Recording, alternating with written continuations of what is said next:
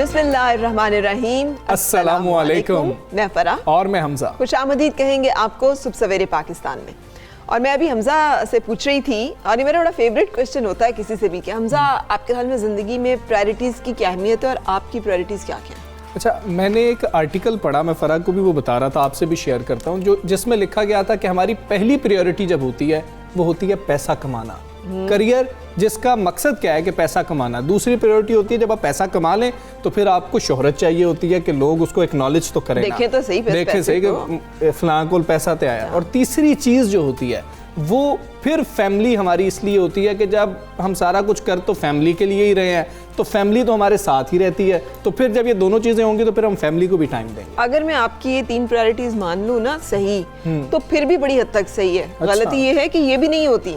हाँ, जो Steven Spielberg का एक वो स्पीच है, उसने कहा कि हम ना मदारी हैं सारे हमजा, और हम सब के हाथ में मुख्तलिफ गेंदें होती हैं, जैसे हवा में उछाल रहा होता है और उन्हें पकड़ रहा होता है ना, तो हमारे हाथ में भी इसी तरह से ये 4 बॉल्स होती हैं, जिनमें से एक होती है सेहत की, अच्छा। एक होती है करियर की, एक होती है फैमिली की, और एक होती है फ्रेंड्स की, सोशलाइजिंग, अहबाब, लोग क्या कहेंगे, हाँ लोग क्या कहेंगे।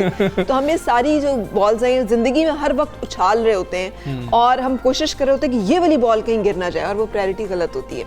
उसका कहना था कि जिंदगी कोई भी बॉल नीचे गिर जाए वो वापस आ जाएगी, सेहत खराब हो जाए, सेहत शायद ठीक हो जाए वापस, शायद अगर पैसा चला जाए हो सकता है वापस भी आ जाए, करियर में ऊपर नीचे आता रहता है, लेकिन अगर फैमिली की बॉल हाथ से गिर गई, छूट गई, ये वापस आपके हाथ में नहीं आएगी, ये वक्त जो है ये नहीं हाथ आता। सो हमारी प्रायोरिटीज जो है ना वो बड़ी मेस्ड अप होती हैं, और मैं अक्सर ये मैंने अपनी ज़िंदगी में भी एक्सपीरियंस किया और मैं देख भी रही होती है इधर। तो पहली प्रायोरिटी हमारी चाहे जो हो जाए फैमिली होनी चाहिए, और सब कुछ फैमिली के लिए होना चाहिए, और फैमिली को ये कहकर नज़रअंदाज नहीं करना चाहिए कि हम आपके लिए ही तो ये सब कर रहे हैं, मैं बिजी आपके लिए ही तो होता हूँ, तो ऐसा नहीं है। पहली प्रायोरिटी फैमिली होनी चाहिए। हमें बिल्कुल ऐसा नहीं करना चाहिए, हमें बिल्कुल ऐसा नहीं करना चाहिए, हमें बिल्कुल ऐसा नहीं करना चाहिए, हमें बिल्कुल ऐसा नहीं करना चाहिए। बिल्कुल सही कह रहे हैं। तो अब टॉप स्टोरीज की जाने पड़ते हैं, प्रायोरिटीज़ को ठीक करते हुए। अमवात खतरनाक हद तक बढ़ने लगी। एक रोज में मजीद 59 अफराद जिंदगी की बाजी हार गए। 24 घंटों में 2665 नए केसेस भी रिपोर्ट हुए। वजीर आज़म ने दोबारा मुकम्मल लॉकडाउन करने का इंदिया दे दिया।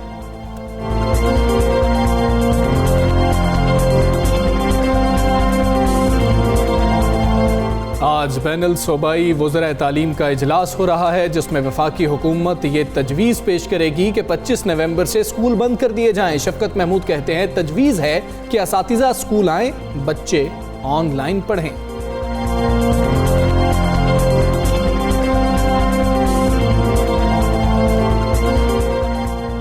यतीम, मुस्तहिक, बेसहारा बच्चों की कफालत, दुनिया में सुकून और आखिरत में बख्शिश का जरिया। आएँ, इस नेक काम में सारिम बर्नी वेलफेयर ट्रस्ट का हाथ बटाएं। ट्रस्ट के चेयरमैन सारिम बर्नी ने मुखय्यर हजरात से ताउन की अपील कर दी। खस्ता और लज्जत से भरपूर, जेब पर भी नहीं पड़ते भारी, मुख्तलिफ अक़साम की चटनियों और मूली के साथ खाई जाने वाली लाहौर की सौगात लड्डू पीठी का आज शो में तस्करा करेंगे।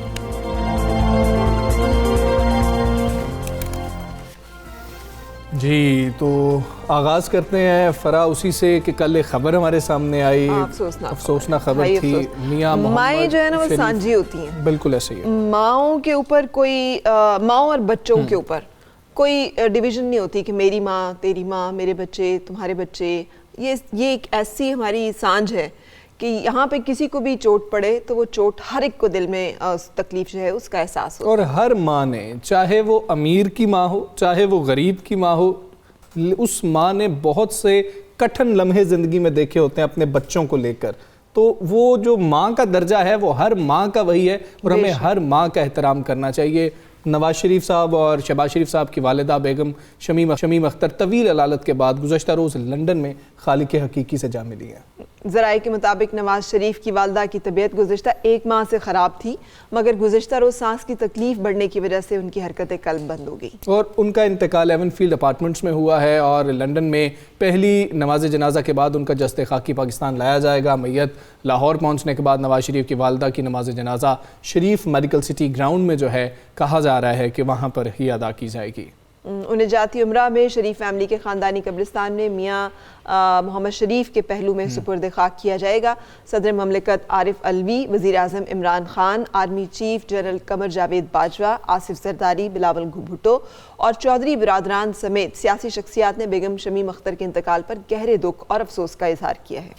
और हम भी ये दुआ करते हैं कि अल्लाह उन्हें जन्नतुल फिरदौस में मकाम अता करे और जो फैमिली है, जो सोगवारान है, उनको सब्र अता करे कि ये बहुत बड़ा लॉस होता है। वालिदैन का जो लॉस है, इससे बड़ा लॉस हो ही नहीं सकता है कि आपने कभी सोचा नहीं होता कि ऐसा हो जाएगा तो हम क्या करेंगे। बिल्कुल सही। सो अल्लाह ताला सबके वालिदैन को सलामत रखे। और अगर बेगम साहबा की बात करें, बेगम शमीम अख्तर की, तो हमारी सबकी दुआएं यही कि अल्लाह ताला उन्हें जन्नतुल फिरदौस में जगह और मकाम अता फरमाए, आमीन। आगे बढ़ते हैं फरा, बिल्कुल, और बात कर लेते हैं उस चीज़ की जिस बारे में हम सुन बहुत रहे हैं, सोच और अमल कुछ नहीं कर रहे, मान नहीं रहे। बिल्कुल ऐसे ही है। और हमजा अभी तक बहुत सारे लोग हैं जो कि मानते नहीं है कि कोविड भी है। वो तो आपने खुद भी पैकेज किया, मेरे से लड़ पड़े थे वहां पर कि भाई कुछ नहीं होता, अमीरों को होता है, गरीबों को नहीं होता। वो मेरे से लड़ पड़े थे। तो इसका इस डेफिनेशन से तो हमजा बहुत अमीर है क्योंकि ये भुगत चुके हैं उसे।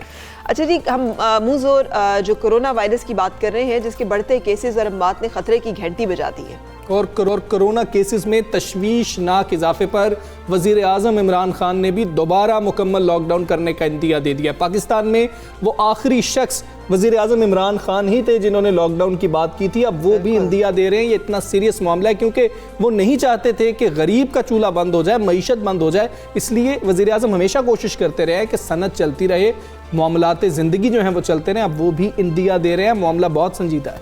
वज़ीर आज़म ने क्या कहा, आप सब ने यकीनन सुना होगा। उन्होंने कहा कि वो लॉकडाउन के हामी नहीं है क्योंकि हमारी मईशत इसकी जद में आती है, जिसमें ठोस बहाली के आसार बिल्कुल वाज़ेह हैं, मगर केसेस बढ़े तो लॉकडाउन पर मजबूर हो जाएंगे और नताइज की जिम्मेदारी PDM पर होगी। उन्होंने ट्वीट में कहा, पेशावर और मुल्तान में 200%, कराची में 148%, लाहौर में 114 और इस्लामाबाद में 65% इजाफा हुआ है। वैसे इससे मुझे थोड़ा सा सुकून मिला कि इस्लामाबाद में 65% इजाफा, बाकी तो 100 से ऊपर ही है। बिल्कुल ऐसे ही है। और पहले बात सिर्फ इस्लामाबाद की आ रही थी कि इस्लामाबाद में केसेस ज़्यादा हैं, लेकिन अब हर जगह पर बहुत ज़्यादा केसेस हैं। कोरोना की बात करें तो सिर्फ गुज़श्ता 24 घंटों के दौरान 59 अफराद मूजी वबा के सामने अपनी कीमती जानें हार चुके हैं। जून के बाद मुल्क में एक रोज़ में ये यौमिया अमवात की सबसे बड़ी तादाद है। और जो फिगर्स आ रहे हैं ना हमारे सामने, वो बड़े अलार्मिंग है। मतलब है कि ये 2665 केसेस सामने आए हैं, 897 मरीज सेहतियाब हुए हैं, जो कि एक अच्छी खबर भी है। National command and operation centre का कहना है कि कोरोना वायरस के मजमूई केसेस 3,74,173 हो चुके हैं। जबकि ये यहाँ पर हमजा हम ज़रूर जहन में रखें कि ये वो केसेस है जो सिम्टम्स के साथ रिपोर्टेड रजिस्टर्ड केसेस हैं। जो एक डेटा आया है ना, जो डेटा हमें अमेरिका से पता चलता है, और ये उनका जो centre for disease control and prevention है, वो कह रहे हैं कि 24% तो वो मरीज होते हैं जिन्हें कोई सिम्टम होते ही नहीं है, जिन्हें पता खुद भी नहीं चलता कि उनको कोविड है, लेकिन वो पास ऑन देते हैं और किसी ऐसे शख्स को जिसके अंदर वो फिर ज़्यादा जो है खतरनाक साबित होता है। इस वजह से कैरियर होते हैं। हमजा इस दफ़ा जो डेथ्स हो रही है ना, उसमें बड़ी उम्र के लोगों की तादाद ज़्यादा है। उसकी वजह ये है कि यंग पीपल कैरी करते हैं, ले आते हैं घरों में, वो मुतासिर होते हैं और उसके बाद वो जानबर नहीं हो सकते, वो सरवाइव नहीं कर सकते इस वायरस को। और बिल्कुल ऐसे ही है। और वो जो फैमिली है वो बहुत ज़्यादा इस ख़तरे में होती है। बच्चों की वजह से भी ये ख़तरा बहुत ज़्यादा बढ़ गया था, कैरियर वो हो रहे थे। इसी हवाले से बात कर लेते हैं। हमारे नुमाइंदगान हमारे साथ मौजूद हैं। पेशावर से इरफान मूसा से ही हमारे साथ मौजूद हैं। कोयटा से फजल तवाब हमें कोरोना की सूरत हाल बारे आगाह करेंगे। पेशावर का रुख करते हैं। इरफान, बताइएगा, लॉकडाउन के हवाले से कुछ बातें हो रही हैं, क्या सूरत हाल है? कुछ स्मार्ट लॉकडाउन के हवाले से बताइएगा। आवाम कितना अमल कर रहे हैं SOPs पर? हमजा, जिस तरह आपने बताया कि कोरोना के केसेस जो है काफ़ी तेज़ी से जो है वो बढ़ रहे, तो खैबर पख्तूनख्वा में भी केसों की तादाद जो है वो काफ़ी तेज़ी के साथ जा रही है। 30-40 से जो केसेस आ रहे थे एक महीना पहले, उसकी तादाद जो है गुज़िश्ता 24 घंटों के दौरान वो 500 से तजावज़ कर गई। गुज़िश्ता 24 घंटों के दौरान जो है खैबर पख्तूनख्वा से सिर्फ 502 अफराद जो है उनमें कोरोना की तशख़ीस हुई है। इसी तरह जो डेथ की तादाद है वो भी तकरीबन 1327 तक पहुँच गई है। तो खैबर पख्तूनख्वा में केसेस में काफ़ी तेज़ी से इसमें इजाफा होता जा रहा है। लेकिन दूसरी जानिब अगर देखा जाए तो लोग जो है वो अब भी जो है वो कोरोना को सीरियस नहीं ले रहे और संजीदा नहीं ले रहे। वही हालात है, हुकूमत की जानिब से तो SOPs जो है वो जारी किए गए हैं, लेकिन उस पर अमल दरामद बिल्कुल भी नहीं हो रहा। हम देख रहे हैं कि बाज़ारों में वही रश है, ना सोशल डिस्टेंस है, ना सैनिटाइज़र का इस्तेमाल हो रहा है और ना ही मास्क का इस्तेमाल हो रहा है। अगर किसी जगह पर SOPs पर अमल दरामद होता भी है, अगर हॉस्पिटल में या किसी जगह पर, तो वो सिर्फ गेट तक ही महदूद होता है। गेट में जब लोग एंटर होते हैं तो फिर मास्क उतार देते हैं और किसी किस्म का जो है वो SOPs पर अमल दरामद जो है वो नहीं हो रहा। इसी तरह सेम सूरत हाल जो है वो ट्रांसपोर्ट का भी है। हम ट्रांसपोर्ट में पब्लिक ट्रांसपोर्ट जो है तो जो सवारियाँ है वही मतलब बड़ी तादाद में सवारियाँ अभी बिठाई जा रही है। स्कूल बच्चों के जो स्कूल वैन है तो उसकी भी वही सूरत हाल है। बच्चे जो है एक वैन में जो है वो 15-20 बच्चे अभी भी बिठाए जा रहे हैं। कोई सोशल डिस्टेंस नहीं है, ना ही मास्क का इस्तेमाल है। हालांकि जो स्कूलों में तादाद है वो डबल शिफ्ट में करके एक दिन छुट्टी होती है, एक दिन जो है बच्चे जाते हैं, लेकिन जो ट्रांसपोर्ट का सूरत हाल है तो वो बिल्कुल जो है वो ठीक नहीं है और किसी किस्म की जो है वो अमल दरामद नहीं हो रहा। जहाँ से केसेस आ रहे हैं खैबर पख्तूनख्वा में, अगर किसी स्कूल से केस आ जाए तो या तो क्लासरूम को जो है वो उसको बंद किया जाता है, या अगर केसेस ज़्यादा हो तो फिर मुतहद स्कूल जो है वो भी बंद किए गए हैं। इसी तरह पेशावर यूनिवर्सिटी में तरफ इरफान दोबारा से हम आपसे कुछ और डिटेल्स लेंगे, लेकिन फजल तवाब हमारे साथ कोयटा में मौजूद हैं। अस्सलाम वालेकुम फजल, आप बताइएगा कि कोयटा में भी पिछले दिनों बहुत ज़्यादा तेज़ी के साथ कोरोना की शरह बढ़ने की खबरें आ रही थी। वजूहात आपके ख्याल में क्या हैं और किस दर्जे काबू पाया गया है कि इसकी बढ़ती हुई शरह जो है उसे कम किया जा सके? देखिए, इस तरह है कि वो अब भी कोयटा में जो कोरोना के केसेस है वो उसी तरह दिन ब दिन बढ़ते जा रहे हैं। पिछले 3 हफ्तों के दौरान हम देख रहे हैं कि हर गुजरते दिन के साथ अगले दिन जो केसेस है उसकी रेशो और तादाद जो है वो ज़्यादा देखने को मिल रही है। कोयटा और सूबे के मुख्तलिफ अजला में इन दिनों सर्दी का मौसम है और फ्लू और नज़ला ज़ुकाम के भी जो मरीज़ है वो भी सामने आ रहा है, जिसकी वजह से कोरोना जो है वो मज़ीद फैल रहा है। इसके अलावा जैसा कि इरफान मूसाज़ी ने कहा कि कोयटा में भी जो लोकल बसेज है या दीगर जो पब्लिक ट्रांसपोर्ट है वहाँ पर किसी किस्म की कोई भी कोरोना SOPs पर अमल दरामद देखने को नहीं मिल रहा है। गो के मास्क को लाजमी करार दिया गया है पहनना, मगर सिर्फ वो सिर्फ नोटिफिकेशन की हद तक हम ज़रूर ये देख सकते हैं कि मास्क पहनना लाजमी करार दिया गया है, मगर उस पर अमल दरामद करवाने में जो ज़िले इंतज़ामिया है या दीगर जो मजिस्ट्रेट है कोयटा में वो इस वक्त तक नाकाम नज़र आ रही है। और हम देख रहे हैं कि सरकारी दफातर में भी जहां तक गेट तक जाने की बात है वहां पर मास्क ज़रूर पहनने को देखने को मिल रहा है, मगर जैसे ही जो मुलाजमीन अफसरान है वो दफातर में अंदर दाखिल हो जाते हैं तो मास्क को उतार देते हैं। SOPs पर मुकम्मल तौर पर अमल दरामद नहीं किया जा रहा है, ना ही मार्केटों में अमल दरामद किया जा रहा है। और इसके अलावा आज एक अहम फैसले भी होने वाले हैं वज़राए तालीम के इजलास में, और साथ ही साथ महकमा तालीम हुकूमत बलूचिस्तान ने तजवीज़ दी है और साथ ही साथ एक नोटिफिकेशन भी जारी किया गया है कि जो सालाना इम्तिहानात दिसंबर में होने थे उसे मुलतवी करके अब मार्च में यानी अगले साल 10 मार्च को जो बलूचिस्तान के सर्द इलाकों के साल के हवाले से भी बात हो रही है। आज हम फैसला होगा फजल तवाब कोयटा कर रहे थे, इरफान मूसा से जई जो है हमें पेशावर से आगाह कर रहे थे और बता रहे थे कि वो क्या मामलात वहाँ पर चल रहे हैं। और मेरा ख्याल है कि चूंकि उन्होंने स्कूल की बात की है और ये बहुत बड़ा कंसर्न है, बहुत बड़ा, इसलिए कि जैसे मैंने कहा और जैसे मैं डेटा दोबारा शेयर कर रही हूँ कि ये जो CDC centre for disease control and prevention, उन्होंने कहा है कि कोरोना के पेशेंट में और ना होने में फासला और फ़र्क जो है वो सिर्फ मास्क का है। 24% वो लोग हैं जिन्हें पता ही नहीं होगा कि हमें भी कुछ ऐसा मसला है और सिर्फ अगर आप मास्क पहनेंगे तो आप बच सकते हैं, लेकिन बच्चे कैरी करते हैं इसको और घर ले जाते हैं। उसके हवाले से क्या किया जा सकता है वो हमने सोचना है और देखना है, क्योंकि कोरोना हर गुजरते दिन के साथ ताकतवर होता जा रहा है। वायरस की दूसरी लहर के दौरान केसेस और अमवात में जो तेज़ी से इजाफा हो रहा है उससे हुकूमत भी बहुत परेशान है। और वजारत तालीम के हुकाम अब सर जोड़ कर बैठ चुके हैं कि तलबा की ज़िंदगियाँ महफूज बनाने के लिए अब हमें क्या करना चाहिए। वफाकी वज़ीर तालीम शफकत महमूद की बात करें तो वो वो ये कह रहे हैं कि आज जो बैनुल सूबाई वज़ारत तालीम का इजलास हो रहा है उसमें वफाकी हुकूमत ये तजवीज़ पेश करने जा रही है कि 25 नवंबर से स्कूल बंद कर दिए जाएं। हालांकि कुछ अरसे पहले आपको याद हो ना, तो ये कहा जा रहा था नहीं स्कूल बंद नहीं होने चाहिए, बहुत ज़्यादा तालीमी लॉस हो चुका है। लेकिन मैंने आपको जैसे बताया था WHO ने ये रिकमेंडेशन दी थी कि स्कूल बंद करने पड़ेंगे आपको, क्योंकि बच्चे जो हैं वो कैरियर हैं, वो घर ले आते हैं ये वायरस को। आज इजलास में क्या फैसले होंगे वो आपके सामने आएंगे। शफकत महमूद के बकौल तजवीज़ है कि कैंपस के बजाय घर पर पढ़ाई शुरू की जाए, असातिज़ा स्कूल आए, बच्चे ऑनलाइन पढ़ें। और जहां ऑनलाइन का बंदोबस्त नहीं होगा वहां बच्चे एक दिन स्कूल आकर होमवर्क ले जाएं और जाकर काम करें उसके ऊपर। और महकमा तालीम सिंध पहले ही तालीमी इदारे बंद करने की साफ अल्फाज में मुखालफत कर चुका है, बल्कि सिंध सरकार तो ये कह रही थी कि मौसम सरमा की छुट्टियां भी नहीं दी जाएंगी। तो पता नहीं अब इस हवाले से वो क्या एक मुशावरत होती है बैनुल सूबाई वज़रा की, ये जो एक आज मीटिंग है बड़ी इंपॉर्टेंट जिसमें फैसले होने हैं।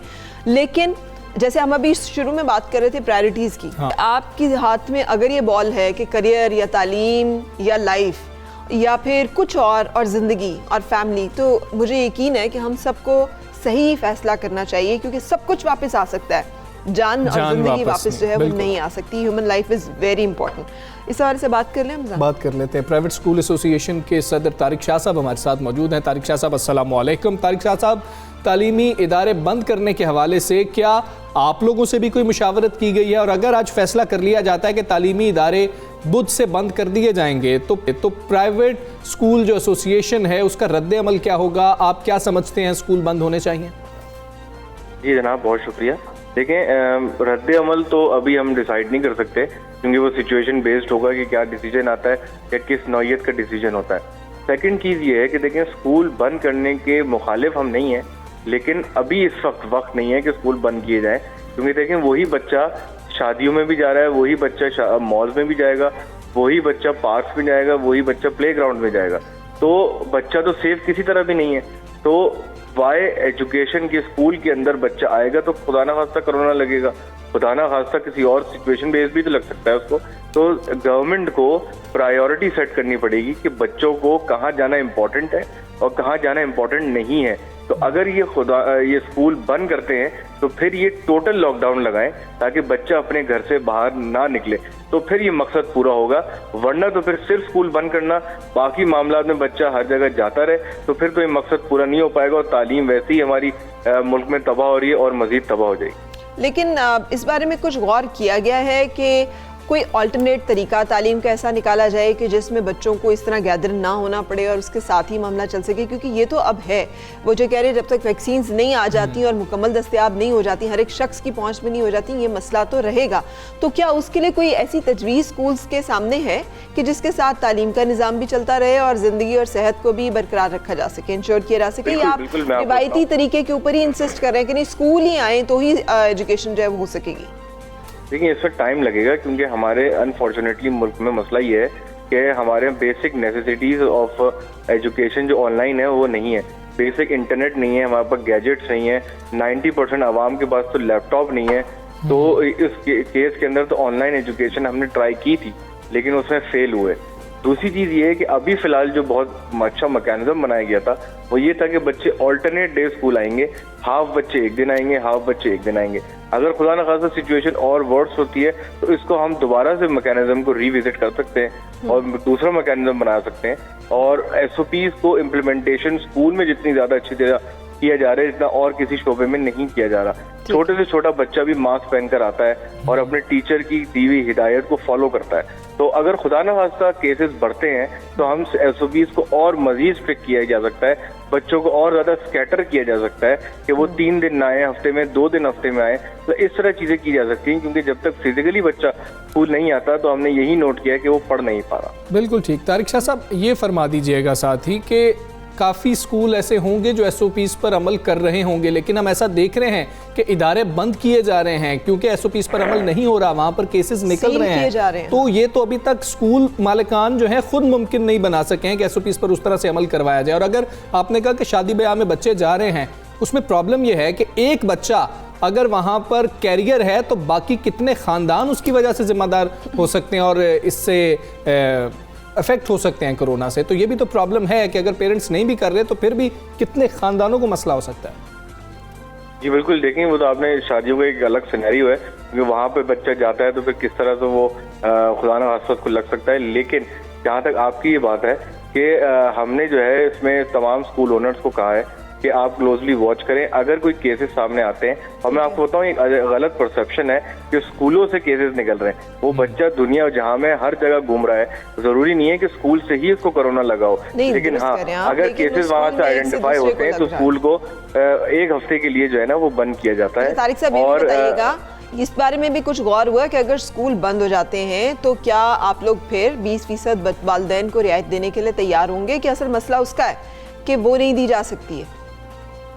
देखिए वो तो एक अलग डिबेट है, क्योंकि अभी भी हमने जो फी है वो रिकवर नहीं हो पाई है। एरियर जो थे हमारे, तो 20% तो खैर उस वक्त भी सिचुएशन बेस्ड हमने वॉलंटरली फैसला किया था कि हम 20% आवाम को देंगे, क्योंकि वो भी उनका भी लॉकडाउन के शिकार थे। लेकिन अगर सिर्फ स्कूल बंद किया जाता है, बाकी सारे शोबे चलते रहेंगे, तो फिर शायद 20% हम ना। बिल्कुल ठीक है, सिर्फ स्कूल बंद करना हल नहीं। हाँ, लेकिन बहुत इंपॉर्टेंट हमजा, इसलिए कि बच्चों के जो होते हैं ना CIEs, उसमें अब अगर मतलब अगर स्कूल भी नहीं ऑपरेट कर पा रहे, उनके एग्जाम्स नहीं हो रहे बीच में, तो उन्होंने स्कूल्स ने अगर उसके ऊपर एस्टिमेटेड ग्रेड्स पर भी जाना है तो उन्हें ये रिपोर्ट्स देनी है, जो कि नहीं है उस वक्त स्कूल्स के पास। सो ये इंपॉर्टेंट इशू है। और इसी हवाले से बात कर लेते हैं कि कोरोना बढ़ने की वजूहात क्या हैं। Vice chancellor university of health sciences doctor Javed Akram साहब हमारे साथ मौजूद हैं। डॉक्टर साहब अस्सलाम वालेकुम, thank you very much for joining us. Doctor साहब, कोरोना की दूसरी लहर के दौरान केसेस कहा जा रहा है कि ज़्यादा तेज़ रफ्तारी से बढ़ रहे हैं और ज़्यादा संजीदा है ये, आप वजूहात क्या समझते हैं, क्यों ये ज़्यादा सख्त लहर आई है? देखें जी, मेरा ख्याल है कि कोरोना जब से दिसंबर 2019 से मंजर आम पे आया है और उसने जिस भी मुल्क में गया है कोई ऐसा दिन नहीं गुजरा कि एक भी केस ना हुआ हो। तो इसलिए ये तो एक कांस्टेंट फिनोमिनन है। लहर तो जाहिर है एस्केलेट करता है, और ये एस्केलेशन इसकी मेनली इस वजह से होती है जब आप SOPs पे इम्प्लीमेंटेशन छोड़ देते हैं, जब आपकी majority of the population abandon कर देती है प्रैक्टिसेस लाइक मास्क को पहनना, सोशल और फिज़िकल डिस्टेंसिंग या अपनी हैंड हाइजीन। ये 3 इम्पॉर्टेंट चीज़ें हैं, बाकी भी चीज़ें इम्पॉर्टेंट हैं लेकिन ये इंतहाई अहमियत की हामिल हैं, और जिसको हम अपनी ज़ुबान में कहते हैं पेंडेमिक फटीग। जब फटीग हो जाते हैं किसी भी वजह से, वो अपनी पॉलिटिकल या सोशल या फाइनेंशियल या एजुकेशनल एक्टिविटीज़ या रिलीजियस एक्टिविटीज़ बहाल करना चाहते हैं, तो ज़ाहिर है there is a cost to pay, क्योंकि हमें पता है ये वायरस जब क्लोज प्रॉक्सिमिटी में लोग होते हैं और अनप्रोटेक्टेड होते हैं मास्क से, तो ये बड़ी रैपिडली फैलती है। और इसीलिए इस वक्त, क्योंकि हालांकि काफ़ी अभी खौफ थोड़ा सा शुरू हुआ है होना, लेकिन अनफॉर्चुनेटली जब तक ये हम उस लेवल पे जाएंगे जैसे हमने पहले इम्प्लीमेंट थोड़े से करा लिए थे, तो कई जानें जा चुकी होंगी। तो इसकी मेन वजह तो यही है कि हम जो अपने आपकी प्रोटेक्शन या अपने इर्द गिर्द के लोगों की प्रोटेक्शन नहीं कर पा रहे। बिल्कुल सही। अच्छा, आप ये भी फरमा दीजिएगा, इज्तिमात से तो हम गुरेज नहीं कर रहे, मास्क भी हम नहीं लगा रहे, आप क्या देख रहे हैं, आगे क्या हालात आप डेवलप होते हुए देख रहे हैं? खुदा न खास्ता जो वज़ीर आज़म लॉकडाउन की बात कर रहे हैं, आपको नजर आ रहा है कि हमें वहां तक जाना पड़ेगा और ये स्टेप ले लेना चाहिए गवर्नमेंट को? जी, मैं समझता हूँ कि देखें, हर वो स्टेप लेना चाहिए जिसमें ज़िंदगी एक भी बच सके। यहाँ तो हज़ारों ज़िंदगियों का सवाल है। मैं समझता हूँ कि सबसे बड़ी ज़रूरत इस वक्त इस चीज़ की है कि मैं, आप और अवाम नास जो हैं वो अपना बिहेवियरल चेंज लाएं, वो ये समझ लें इस चीज़ को कि ये कोई आने जाने वाली चीज़ नहीं है, इसने रहना है। कम होगी ज़्यादा होगी वो डिपेंड करेगा आपकी डिसिप्लिन पे। और मैं समझता हूँ कि हमें जब तक ये बिहेवियरल चेंज नहीं आएगा कोई गवर्नमेंट भी कामयाब नहीं होगी। और मुझे, आपको, हमारे सियासतदानों को, हमारे रिलीजियस जो हैं लीडर्स और जो एजुकेशनल इंस्टीट्यूट हैं जैसे जहाँ मैं काम करता हूँ, हम सबको ये प्रिपेयर्ड रहना चाहिए नियर नॉर्मल से। अब इसमें एक एक्सट्रीम स्टेप होगा जब हम नहीं अपने आप को डिसिप्लिन करेंगे, तो जाहिर है गवर्नमेंट ने ही करना है फिर लॉ इन्फोर्समेंट एजेंसीज आएंगी और फिर लॉकडाउन होगा, जिसकी वजह से मईशत बहुत पीछे और मज़ीद चली जाएगी, जो ऑलरेडी हम स्ट्रगल कर रहे हैं। तो ये तो चॉइस हमारी आवाम की है कि वो खुद अपने आप को कर लें, तो इसकी ज़रूरत नहीं पड़ेगी लॉकडाउन की। ठीक है। अच्छा डॉक्टर साहब, आप वैक्सीन जो है की तैयारी के प्रोसेस में भी शामिल हैं। आपकी यूनिवर्सिटी जो है यूनिवर्सिटी ऑफ हेल्थ साइंसेज, बल्कि एक्सपेरिमेंटेशन जो हो रही है, वैक्सीन के ट्रायल्स हो रहे हैं, उसमें भी इन्वॉल्व है। मैंने ये भी सुना है कि आपने खुद भी वो वैक्सीन जो है वो लगवाई है, क्या इसमें कोई सदाकत है? और दूसरा, वैक्सीन को लेकर मुख्तलिफ जो कॉन्ट्रोवर्सीज है जैसे कोविड को लेकर हैं कि ये तो आपके RNA या DNA में कुछ जेनेटिक चेंजेस कर देगी एंड इट्स नॉट रिकमेंडेड, और ये तो बड़ी खतरनाक है, जो लोग जैसे पोलियो के ड्रॉप्स को भी बाज़-औक़ात कॉन्ट्रोवर्शियल बना देते हैं, इसके बारे में भी हमें बताइएगा, और कब तक हमें वैक्सीन पाकिस्तान में मिल जाएगी? देखें, आई विश कि मैं लगा सकता, क्योंकि मेरा प्रॉब्लम ये है कि मैं एक PI हूँ, प्रिंसिपल इन्वेस्टिगेटर, और प्रिंसिपल इन्वेस्टिगेटर को because of conflict of interest allowed नहीं है, लेकिन मेरी तमाम फैमिली ने, मेरी वाइफ ने, मेरे बच्चों ने, सब ने लगवाई है, और सेंसिबल यही चीज़ है कि हम लगवाएं, क्योंकि इसका देखें पेंडेमिक का जब भी खात्मा होना है नेचुरली ये वैक्सीन से ही होना है, और उस वक्त होना है जब से 30 से 40% आबादी हमारी वैक्सीनेट हो चुकी होगी। और ये जब जहाँ तक वैक्सीन है, हम 2-3 वैक्सीन पे काम कर रहे हैं। एक फ्लिंडर्स यूनिवर्सिटी ऑस्ट्रेलिया के साथ हमारा इश्तराक है, जो ट्रांसफ़र ऑफ टेक्नोलॉजी हम कर रहे हैं। ये यूनिवर्सिटी, ये वैक्सीन इंसेक्ट बेस्ड वैक्सीन है कि ये इंसेक्ट हमें बना के देती है, हम उसे अमीनो एसिड की सीक्वेंसिंग करते हैं, जो इस वक्त ज़्यादा एडवांस स्टेज पे, जिसके हमने कोई 7000 के करीब मरीज़ों को पब्लिक को इंजेक्ट कर चुके हैं, वॉलंटियर्स को। वो कैंसिनो की है, ये कनाडा और चाइना की कंपनी है कैंसिनो, जिसके इश्तराक से बनी हुई है। ये वैक्सीन फ़ेज़ 3B ट्रायल में है, यानी कि इसके बाद इसने मार्केट में आ जाना है। और जैसे आपने कहा, मैं ये बता दूं कि ये वैक्सीन हो गई या मॉडर्ना की हो गई या फाइज़र की हो गई या इवन एस्ट्राजेनेका की ऑक्सफोर्ड यूनिवर्सिटी वाली हो गई, ये तमाम वैक्सीन्स वायरस को नहीं टारगेट करते। जो आप कह रहे हैं ना कि RNA, ये ऑब्वियसली RNA वायरस है, लेकिन इसके ऊपर जब आप फोटो देखते हैं तो स्पाइक्स देखते हैं, कांटे देखते हैं। ये सारी की सारी S प्रोटीन्स को, जो कि ग्लाइकोप्रोटीन है स्पाइक्स में, उसको टारगेट करते हैं, और ये वायरस के अंदरूनी हिस्से को बिल्कुल टारगेट नहीं करते, वायरस को ख़त्म नहीं करते, वायरस की स्पाइक प्रोटीन ख़त्म करते हैं। स्पाइक प्रोटीन से ये बॉडी में एंटर होती है लंग्स के ज़रिए, ACE2 रिसेप्टर। जब स्पाइक प्रोटीन ही नहीं रहती तो नहीं।